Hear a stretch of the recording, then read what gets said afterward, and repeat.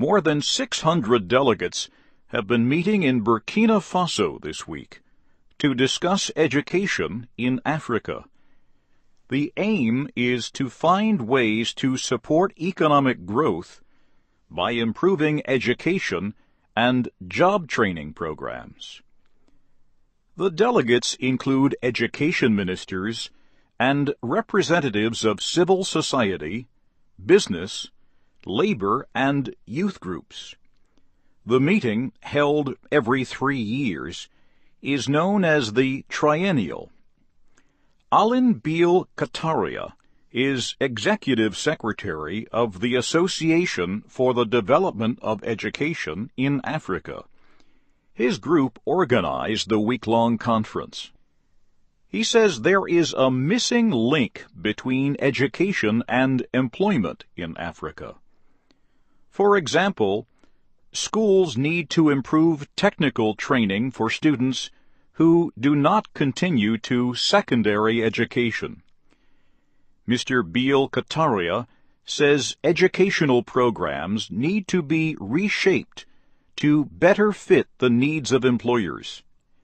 He says this is already happening in some countries, including Tunisia, where the association is based. For instance, where they have to train engineers, there is a lot of discussion between the schools and the companies in order to know the demands of the company, to take them into account in the curriculum and even in the management of the school. So that is exactly what we want also to promote during this triennial. In Mali, an association of artisans is working to improve the skills of mechanics, woodworkers, and tradesmen. That association has also helped workers and companies to win government contracts. Several West African countries are working together to develop a network of trade and vocational schools. The idea is based in part on a successful example developed by Nigeria. Mr. Beal Kataria says educators are working to connect government-run school systems with other groups that are helping educate students. These include non-governmental organizations, community literacy centers, and faith-based groups. Among these groups are Islamic schools, or madrasas, that are expanding what they teach. Another subject for the conference was peace education.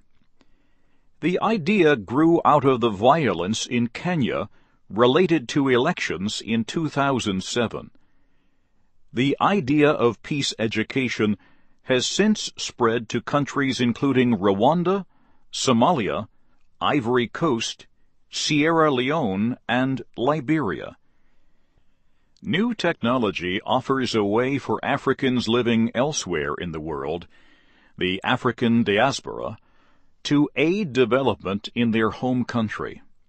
For example, a professor from Burkina Faso living in the United States could use video conferencing to teach a class back home.